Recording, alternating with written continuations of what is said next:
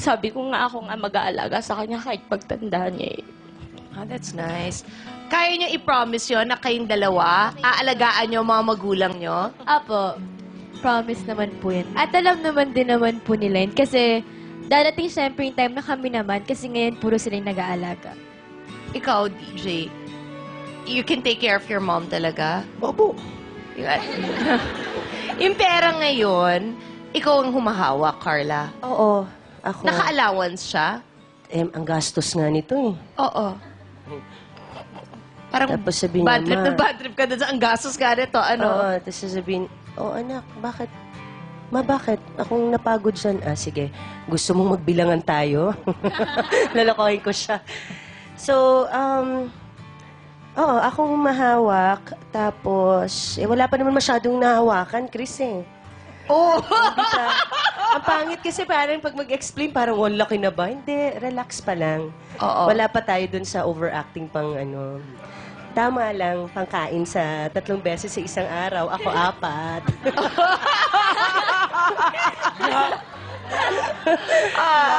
Bakit? Catherine, sa inyo naman, mommy mo rin ang may hawak Apo, talaga. siya rin po.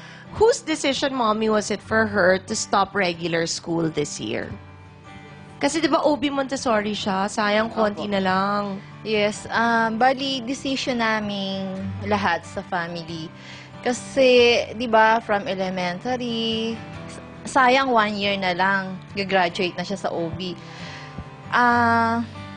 We need to grab naman the opportunity na it only knocks once, di ba? Pag naman, ang dami-dami dyan kasing nag-iintay.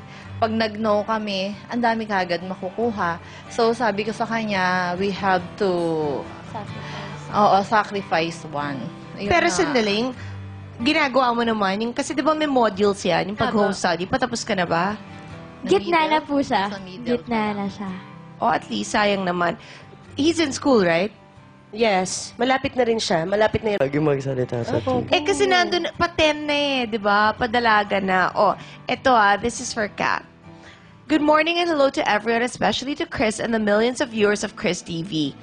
I'm Christine Chrysler, the eldest ate of Catherine. How do you pronounce the yung middle name mo? Manuel? Hindi, yung mo, yung second... Sandria. Ha? Catherine Sandria Manuel Saan galing yung Chandria, mommy? Saan nga ba galing yun, ma? Chandria. O, saan Yeah. galing yun? Yung husband ko namili niyan eh. So, paborito niya si Chandra Romero. So, True! Yeah. Kaya nagkikinombine. Oh, sige. Okay. Catherine is the youngest sibling of the Bernardo family. When Catherine came into our family almost 16 years ago, we knew that she's one of a kind. Blessed with a very, very cute face, she was an angel and the apple of the eye of everybody since. As days, weeks, months, and years passed, everybody noticed that this angel is different. She's the only person in the family with an extrovert personality and exudes a very jovial character at a very young age. I have dreamed of being a versatile actress and/or a flight attendant when I was young.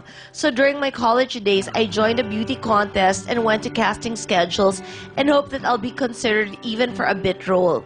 I also went to go-sees, whether commercial modeling or print or TV commercials during that time. Catherine was already 4 or 5 years old and knew what I have been doing because we were really very close. When I graduated, I felt that I would pursue my other dream, being a flight attendant, and luckily I became one. The best thing here is that Catherine, who wanted to be an actress too, continued what I have been doing before. With the help of my lovely and tireless mom, she became what she is now, and the rest is history. On behalf of the Bernardo family, Papa Teddy, Mama Min, Kay, and Kevin, we would just want to say keep up the good work. Hone your talent more and always pray to God. We know that you will be someone someday. We love you so much. Ano gusto mo sabihin sa ate mo? Thank you, syempre, lalo na kay Ate Tintin and Ate Kay, sa lahat actually po ng siblings ko na super supportive sa akin. Ano ba yan, ha? Kaya, na kahit yung time, ayoko umiyak. Kasi di ba pag artista po yung time talaga, halos lahat sa akin, tapos sila super understanding nila na si mama yung kasama ko parate, tapos sila, konting time lang. Ganun. So, super understanding. Thank you kala ate, kuya, at kay papa, and kay mama, syempre. Thank you so much. Ayoko na umiyak. Eh, kasi ikaw yung baby of the family. Apo. Mami, ba't ka naiiyak? Kasi natutuwa ka ng understanding yung mga anak mo. Na kahit sa kanya lahat nakatutok yung oras at yung Oo pansin. naman, oo. May time kasi yung kuya niya, nagsiselos, like nung Sige, okay lang, go. No? like nung high school days niya. Pero ngayon, naiintindihan ng anak ko yun. Oh. Yung ano, ikaw, ba't ka nakakry? Kasi hindi po kasi ako vocal din sa feelings ko sa family. Hindi kami yung super sweet sa bahay na I love you every day, ganyan. So, yan, pag lang talaga occasion na yung nangyayari, so super emotional kapag ganyan. Nice naman. Na maganda talaga na supportive yung buong family. Importante yan talaga, Apo, di ba? super. Question lang, ito kasi medyo matagal na kayo naghihintay, di ba? So, pag ganon, paano nyo sila binibigyan ng encouragement? Kasi pa-start pa lang this March, di ba? Yung ang title ba, Princess and I? Princess and I na daw po yung Oh, title. yun. So, paano mo sila binibigyan ng encouragement na, oy, wag mawala ng pag-asa, meron naman. Sa'yo, Carla. Ako kasi importante sa akin na marunong ka maghintay eh. Kasi pagdating ng tamang panahon na para sa'yo na, mas masarap yun. So, lagi kong sinasabi, huwag kang magmadali, anak. Relax ka lang. Intay lang tayo. Kasi yun naman ang ginawa namin eh. We waited for 2 years. Nung 14 kasi siya nag-start. So, sabi ko, anak, hindi pa para sa'yo ha. Intay tayo. Nung 16 dead, di ba, mas maganda yung comeback niya. Yeah. Gimmick yung first niyang ginawa. Then ngayon yung growing up. So, maganda yung... And now, nangyari. magkaka-prime time teleserye na. Oo, nung hindi nagsa-start, medyo ako talagang okay lang na, hintay lang tayo. Darating din yan. Sa'yo, Mommy, paano mo siya binibigyan ng encouragement?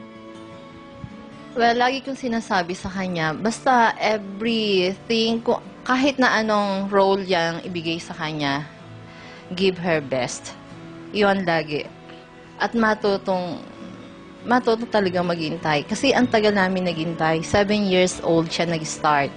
And yet, ngayon lang, yung Mara Clara, yun ang pinakamagandang break na naibigay sa kanya. So, kumbaga, that was last year, di ba? So, 7 years. Yes. Di ba? Yes. 7 years yung paghihintay nyo. And So, super worth the wait po yung na-receive ko lahat ngayon. So, in time lang talaga. Patience lang siguro kailangan sa work talaga natin.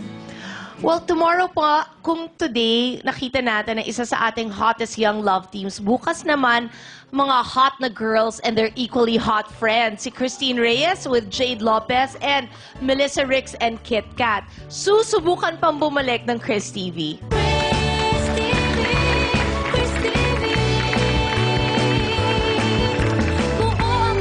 Ito na, finally, nagtitaping ka na pala, Kat. Go! Yeah, Princess and I po malapit na sa Primetime Bida this April na po. So, sana supportahan nyo. Siyempre with DJ Padilla, Nikki Hill, and Karen Ramos. DJ? Nag-shooting ka with Robin, di ba, ng movie? Opo, pero hindi pa po pwede sabihin. Okay, wag na lang sabihin. Opo, And then, abangan po nila. Tsaka yun po, Tita Min, may bibigay po ako sa anak niyo. Pwede ba yun? Ayoko na naman. oo. Ayan, ayan. At least sa harap mo. Yan eh. Before pumunta sa house, magte-text sa kanya, Tita Min, pwede po ba makadaan? Pag di ako sumagot, text na naman siya. Tita Min, iaabot ko lang po. Sandali lang po. O sige, kahit pwede kang pumasok. Pag pumasok naman, more than 2 hours na siya. Puputulin na nila tayo, bigay mo na yung flowers, pwede na raw. Thank you. Ayan po. May LQ kayo, no? Halata. Ay, hindi Kasi po. pag sabi, thank you. Thank you. With joy naman and warmth. Thank you. Okay. Thank you for being here. Carla, salamat Salamat, Chris. Sana- Belated happy birthday. Thank you. Dali mo lahat ng mga... Oo, papasyal kami dito Hindi, the whole minsan. family sana go